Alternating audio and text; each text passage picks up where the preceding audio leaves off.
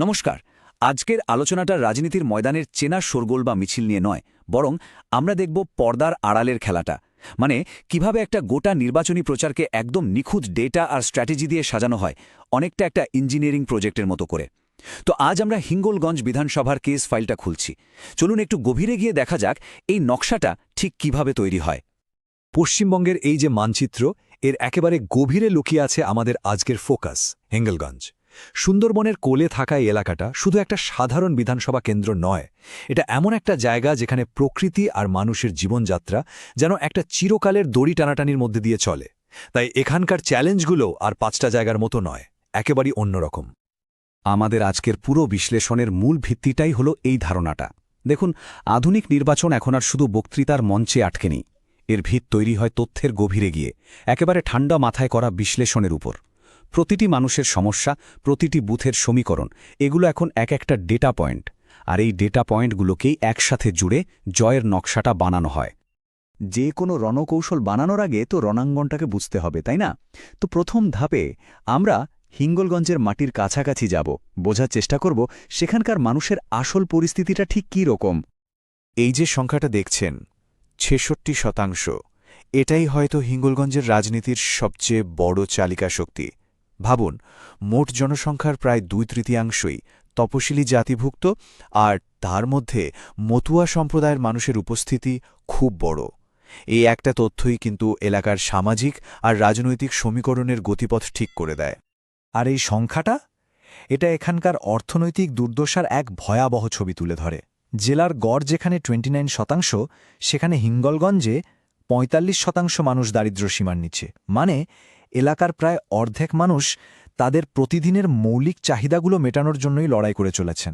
উন্নয়নের অভাব আর অর্থনৈতিক কষ্টটা যেন এখানকার বাতাসে ভাসে। এবার একটু দৈনন্দিন জীবনের কঠিন বাস্তবটা দেখুন। মাত্র 1/3 গ্রামে কোনো ধরনের পরিবহনের ব্যবস্থা আছে। পাকা রাস্তা এখনও সব জায়গায় পৌঁছায়নি। আর এর ওপর তো রয়েছে প্রকৃতির রোষ, বারবার বন্যা আর মাটির নোনা ভাব কৃষিকে প্রায় অসম্ভব করে তুলেছে। এই যে পরিকাঠামোর ঘাটতিগুলো, এগুলোই কিন্তু মানুষের মনে একটু একটু করে ক্ষোভের আগুন জ্বালিয়ে রাখে। আচ্ছা, আর্থসামাজিক ভূখণ্ড তো বোঝা গেল। এখন সময় হলো রাজনৈতিক রোগ নির্ণয় করার। ডেটা কি বলছে, ভোটারদের মেজাজটা ঠিক কোন দিকে ঘুরছে? চলুন সেই লুকিয়ে থাকা সংকেতগুলো খোঁজার চেষ্টা করি। আমাদের মনে রাখতে হবে, যে কোনো দায়িত্বশীল রাজনৈতিক আলোচনা মানুষের মর্যাদাকে সম্মান করে এবং তথ্যের ভিত্তিতেই হওয়া উচিত, যা আমাদের সংবিধানের মূল ভাবনা।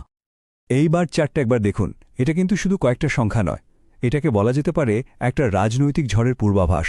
ভাবুন তো, মাত্র 5 বছরে একটা দলের ভোট শেয়ার 8% থেকে এক লাফে প্রায় 41% পৌঁছে গেল। এটা কি প্রমাণ করে? এটাই প্রমাণ করে যে এলাকার রাজনৈতিক জমিটা ভেতরে ভেতরে কতটা অস্থির হয়ে উঠেছিল।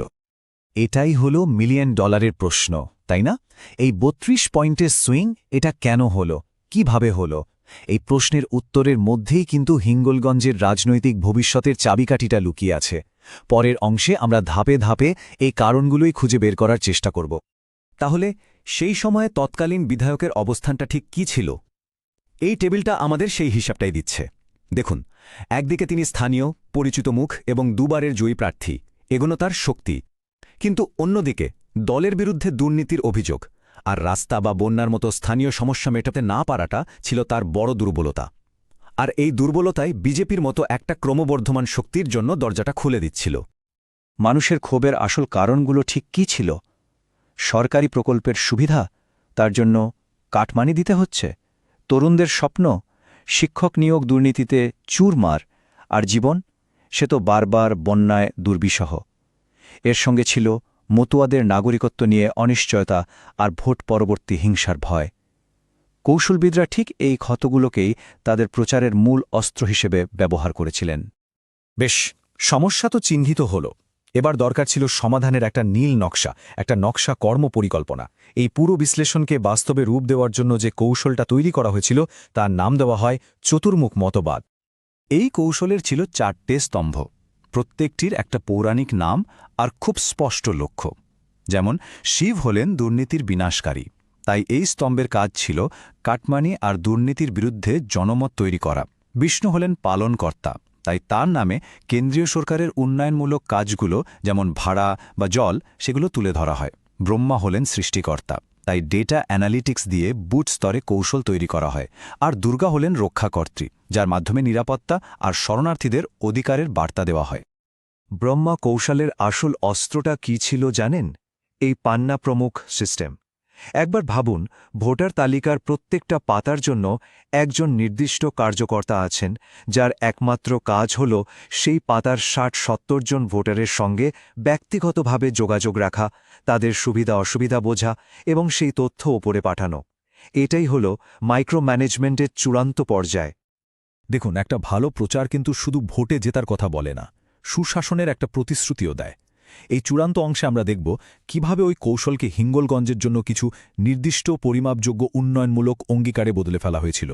কারণ দিনের শেষে কথা আর কাজের মধ্যে সেতু তৈরি করাটাই আসল পরীক্ষা। এটা কিন্তু কোনো ফাঁকা প্রতিশ্রুতি নয়, এটা একটা পরিমাপযোগ্য অঙ্গীকার। ২০০ কোটি টাকার একটি নির্দিষ্ট প্রকল্প, যা এলাকার যোগাযোগ ব্যবস্থাকে সম্পূর্ণ বদলে দেবে। এর ফলে শুধু যাতায়াতই সহজ হবে না, ব্যবসা বাণিজ্য এবং জরুরি পরিষেবাও অনেক উন্নত হবে। এই ধরনের স্পষ্ট অঙ্গীকারই ভোটারদের মনে বিশ্বাস ফিরিয়ে আনে। হিঙ্গলগঞ্জে মানুষের কাছে বন্যা একটা বাৎসরিক দুঃস্বপ্নের মতো। ১০০ কিলোমিটার মজবুত নদীবাঁধের এই প্রতিশ্রুতি সরাসরি তাদের সেই মূল সমস্যাকে আঘাত করে। এটা ৬০,০০০ একর কৃষিজমি বাঁচাবে, যার মানে হল হাজার হাজার কৃষকের জীবিকা সুরক্ষিত হবে। এটা একটা অর্থনৈতিক এবং ভাবনাত্মক দুই দিক দিয়ে অত্যন্ত শক্তিশালী অঙ্গীকার। আর যখন আমরা এই ধরনের ডেটা ব্যবহার করে মানুষের জীবন উন্নত করার কথা বলি, তখন আমাদের ভারতের ডিপিডিপি আইনের কথাও মাথায় রাখতে হবে, যা ব্যক্তিগত তথ্যের সুরক্ষা এবং সম্মতির উপর জোর দেয়। আর এখানেই কৌশলটা আরও চতুর হয়ে ওঠে। শুধু নতুন প্রকল্পের কথা না বলে যে কেন্দ্রীয় প্রকল্পগুলো ইতিমধ্যেই আছে সেগুলোকেই দ্রুত মানুষের কাছে পৌঁছে দেওয়ার প্রতিশ্রুতি দেওয়া হয়, যেমন প্রধানমন্ত্রী আবাস যোজনা, জল জীবন মিশন বা আয়ুষ্মান ভারত। এর মানে হল মানুষের জীবনে সরাসরি এবং খুব তাড়াতাড়ি পরিবর্তন আনার কথা বলা হচ্ছে। এটা প্রচার আর শাসনের মধ্যে একটা বাস্তব সেতু তৈরি করে দেয়। হিঙ্গলগঞ্জের এই কেস স্টাডিটা আমাদের সবার সামনে একটা বড় প্রশ্ন এনে দাঁড় করায়। ডেটা বিশ্লেষণ আর নিখুঁত পরিকল্পনার ওপর ভিত্তি করে তৈরি এই মডেল, এটা কি শুধু নির্বাচন জেতার একটা নতুন কৌশল, নাকি এটাই জনপ্রতিনিধিত্ব এবং মানুষের সেবা করার ভবিষ্যতের পথ? উত্তরটা হয়তো সময় দেবে, কিন্তু এটা ভাবার জন্য একটা নতুন দিক অবশ্যই খুলে দিল। আপনি যদি একজন জনকেন্দ্রিক নেতা হতে চান এবং আপনার নির্বাচনী এলাকাকে উন্নত করতে চান, তাহলে blueprintstrategies.ai এর সাথে mgr@blueprintstrategies.ai তে যোগাযোগ করুন বা 08042041602 নম্বরে ফোন করুন। রাজনীতির ঊর্ধ্বে উদ্দেশ্য।